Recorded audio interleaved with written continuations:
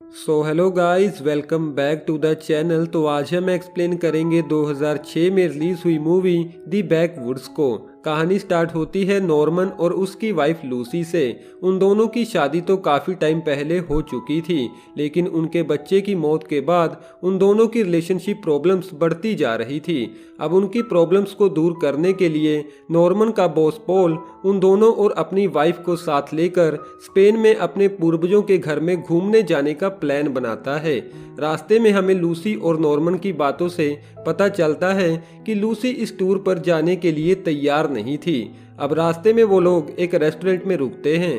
Paul Norman से कहता है कि चलो अंदर जाकर कुछ खा लेते हैं, क्योंकि मुझे काफ़ी ज़्यादा भूख लगी है। लेकिन यहाँ पर लूसी और इजाबेल रेस्टोरेंट के अंदर जाने से मना कर देती हैं। नॉर्मन जैसे ही उस रेस्टोरेंट के अंदर जाता है तो उस रेस्टोरेंट में एक खामोशी छा जाती है, क्योंकि नॉर्मन लंदन से वहाँ पर आया था और उसे अच्छे से स्पेनिश नहीं आती थी, जिस बात पर वहाँ बैठे लोग उस पर हंसने लगते हैं। लेकिन तभी रेस्टोरेंट में पॉल आता है और उन लोगों से कहता है कि तुम्हें टूरिस्ट पर ऐसे हंसना नहीं चाहिए। यहाँ पर बैठा एक आदमी पॉल से पूछता है कि तुम इतनी अच्छी स्पेनिश कैसे बोल लेते हो।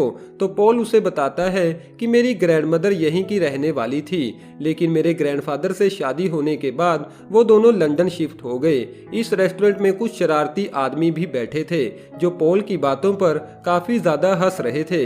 यहाँ पर वो आदमी पॉल को बताता है कि तुम जिस घर में जाना चाहते हो उस घर का रास्ता थोड़ा खराब है, तो तुम्हें थोड़ा घूम कर जाना होगा। इधर लूसी को गाड़ी में बैठे बैठे काफी ज्यादा गर्मी लग रही थी, तो वो पास वाले टैप से अपनी बॉडी पर पानी गिराने लगती है, जिस दौरान एक आदमी उसकी तरफ काफी ज्यादा अट्रैक्ट हो जाता है। ये आदमी उन्हीं लोगों का भाई है जो कि रेस्टोरेंट में बैठकर पॉल और नॉर्मन का मजाक उड़ा रहे थे।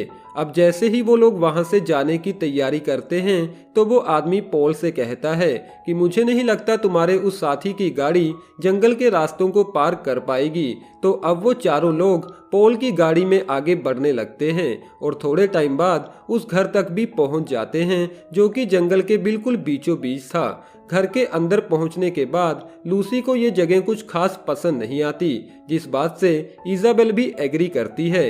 अब इस बात से नाराज होकर पॉल घर से बाहर चला जाता है, लेकिन रात होने के बाद पॉल और पॉल की वाइफ में सब कुछ ठीक हो जाता है, मगर नॉर्मन और लूसी की दूरियां अभी भी कम नहीं हो रही थी।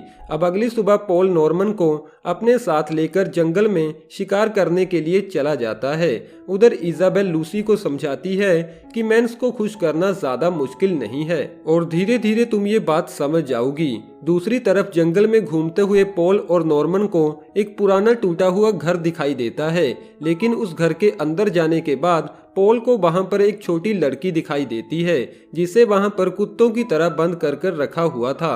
वो लड़की उन्हें देखकर काफी डर जाती है। रात होने के बाद वो दोनों उस छोटी लड़की को लेकर घर वापस आ जाते हैं। उस छोटी लड़की को देखकर लूसी और इजाबेल काफी हैरान हो जाते हैं। पॉल उन्हें कहता है कि हमें इसकी मदद करने के लिए पुलिस को कांटेक्ट करना होगा।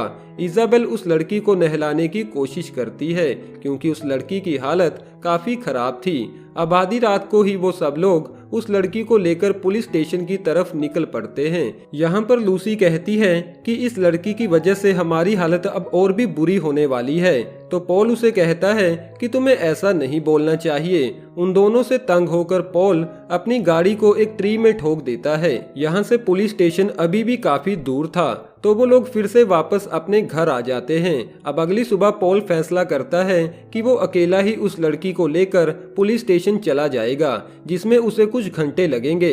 मगर तभी उसके घर के बाहर वो चारों लोग आ जाते हैं जो कि रेस्टोरेंट में बैठकर उन पर हंस रहे थे।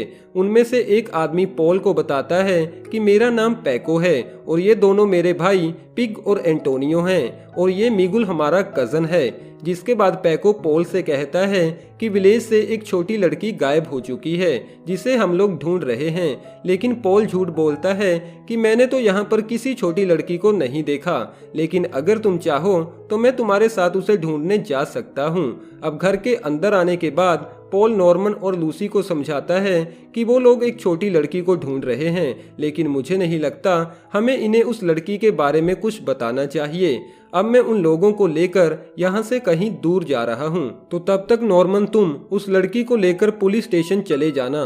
रास्ते में पॉल के पूछने पर पैको बताता है कि वो लड़की हमारी बहन की तरह है।